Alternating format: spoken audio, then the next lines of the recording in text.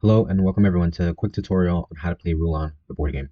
So here I have for you all the board already set up with two of the pieces. So I have the crescent pieces and the comet pieces already here on board. On the outside of the board, in this white area, I have the cutter pieces. I'm going to quickly go through how to move each piece and their function in winning, the placement, and just a few exceptions that you all should know. Found wherever you ended up stumbling upon this video, there should be a link on the handbook. So everything I'm going to mention here should also be in the handbook, but of course, the video might be a little bit quicker than having to read the handbook. So without further ado, I'll start placing these. So these cutter pieces are placed in these outer three. If you maybe squint your eyes a little bit, you might be able to tell that these last three spaces are a little bit darker than the first two. So these are gray, while these are a little bit of a darker blue. So I'll place them here throughout the board. I'll start with blue. And then I'll place the gray ones as well. Like I said, these can only go in the dark spaces. And all of them, like you all see, have to start the game in their respective color. Um, with the exception of the cutter pieces, all of them have to stay, or rather, all of them can go in a different color once the game begins. But at the beginning, all the pieces have to stay in their respective colors. Okay, so that's all of them. The overall premise of the game, or the objective of the game, is to try to get to the center of the board. So there's only two ways for you to actually win the game, and that's by using the comet pieces and the cutter pieces. Each one has their own variation. If you all can see here in the center, there's a nice little red circle here. That's the exact size of one of these comet pieces. And then over here, there's four corners, which is also the exact size of these cutter pieces. So I'm going to simulate a few of the moves that you can make and how you could get to the objective. So there's a few terms that I want to get out of the way from the start on just exactly how you're supposed to communicate in the game. They're not really complicated. There's only really three terms. But the first one is white on white and blue on blue. So these pieces look a little bit more gray than they do white, but you can say either which one. Just mention each color. So you can say blue on blue, gray on gray, or white on white, blue on blue. And you say that just so you can both of the players can tell where exactly the pieces are, and make sure that none of the pieces are in their their contrasting colors. So making sure that all the white pieces are on the white spots, or rather the gray on the gray spots. And the same thing goes for the blue, that all the blue spots, the blue pieces rather, are in the blue spots, the blue tiles.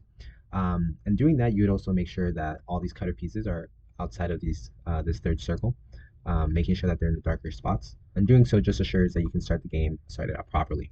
So other than that, there's really no restrictions on where you can place them. That's really the only restriction at the start of the game on how to place your pieces. Then we go into a few more terms. These terms I'm gonna wait until a little bit later once I explain the movements. So maybe bear with me a little bit on that, because it might be a little bit confusing if you don't have a firm grasp of the movements just yet. But I won't ramble any longer. Let me get started. So these cutter pieces, the way that they move are diagonally. So this is one turn, this is the second turn, third turn, fourth turn, right? This is each turn. After each turn, like chess, for example, I move here. For example, the opponent can go over here, and so on and so forth. So these can only go one move at a time, diagonally, in their own color. These can't change colors, so I can't spontaneously just go gray and then start moving gray. Same thing goes with the gray ones, of course. This one can't actually be in blue. It would have to stay the whole game in its own color. And once it reaches here, on this spot, let's say after like 5 turns or so, it reaches here on this corner, it can actually go back out. So that's a key thing to note. Once inside this corner, or this quadrant, it can also leave. But if it were to leave, if it were to exit the inner circle, it has to leave in its proper color. So for example, if it entered through here, and let's say this piece were over here, this blue cutter piece can move either over here or over here if it were to leave the circle. Now there's not a lot of reasons why you would want to leave the circle, but if you were to leave the circle, then that's how you do it. To win the game with a cutter piece, you'd have to have 2 cutter pieces in here. So that would be a game. That's a complete game. Blue just won if it were to have these 2 cutter pieces inside the inner circle. It can be in any corner. It can be in the same corner, but it has to be 2 of the same cutter pieces, of course, inside this inner circle in order to win. So that's the first way of winning. There's only 2 ways of winning. The second way is with the comet piece. So the comet piece can move as many tiles as it likes. It can stay in its own color. For example, it can go all the way over here and be in blue, or it can go all the way over here and be in white. The thing is that this comet piece can't jump over another piece, so I can't just go over this white piece and just end up over here. The comet piece, along with the cutter piece, can eat another piece, so I can't take this piece's spot and then go over here, and so on and so forth. So can the white piece, for example, if it were over here, it could have gone bam and gotten this blue comet piece. So that's the way that this one operates. you can't go to another orbit. For example, if I started in this orbit, like this piece, I can't drop down over here and start, going around this orbit. So that's something else to keep in mind. Wherever you place this comet piece at the beginning of the game is where it stays throughout the entire game. So I can't jump over pieces, I can't jump over my pieces, I can't take my own pieces, but I can take other pieces and take their spot. And I can stay in either this gray circle or I can move to another gray circle. After the start of the game, it doesn't matter what color you're on for these comet pieces. So the way that the comet piece wins the game is as follows. If you have a clear row ahead of you, let's say these pieces were over here, and there's nothing that these pieces can do to block your place, then you can go like this and go straight here to the center and win the game. So the way that you win the game by doing that is by having a clear row ahead of you. So if you have a clear row, including the corner, including this quadrant, then this comet piece, if and only if in this farthest circle, can it go like this and right here on the center. So like I said, it is a little bit complicated, or maybe I hadn't said it, but this one's kind of the harder way of actually winning the game because there's a lot of exceptions. For example, you can't have your own piece ahead of you. You can't have an opponent's piece ahead of you. Um, but if you were to make it all the way through like this, that's game. So you just won the game like that. A good thing to know is that if you have, for example, this piece over here, and let's say you wanted to try to win the game like this, you can't. The only way that you can win the game with the comet piece is if and only if it's in the farthest circle. Okay, so now here comes the other term that I had mentioned earlier that I said I was going to leave until a little bit later, which is check. So just like in chess, you can say check when there's a preliminary move, when there's one move away before winning. For example, the opponent, the gray, can still make one other move, or rather two moves really, to try to block my row over here. So if he moves or if they move over here, then they just block me. So that's no longer in check. They're no longer in check.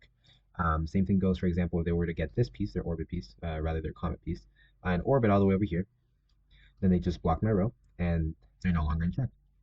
If they would have had, for example, this piece over here, or if I had my own piece over here, then this would have not been check. This whole row, including the corner, would have to be empty. So this wouldn't be check. If it were like this, though, like I had mentioned earlier, if they were here, and then the next move is Gray's turn, the blue player has to say check, and that means that they're one move away from winning.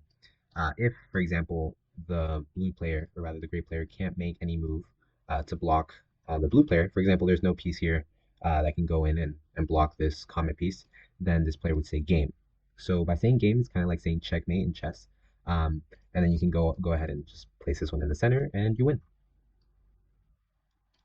Next up is the crescent piece. So the crescent piece only has two real moves. It can only move up and down.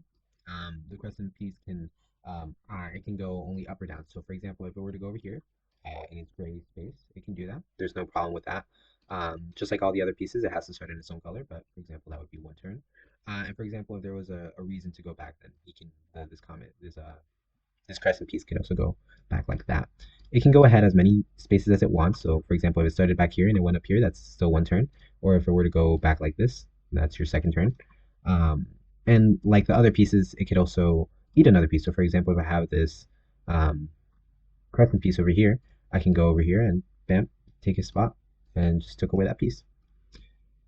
So that's that. This crescent piece cannot enter the inner circle. So if I were over here, and let's say one of the gray's cutter pieces were here, I can't simply just take the cutter piece. I can't do that. The only thing I can do is go up and down in my respective row. I can't jump to another row, and I can't jump over another piece. If this piece were to have been here, I can't just go around and take this piece. No, I can't jump over another piece. But I can go as many moves as I'd like. In other words, I can go from here all the way up here if I'd like. Okay.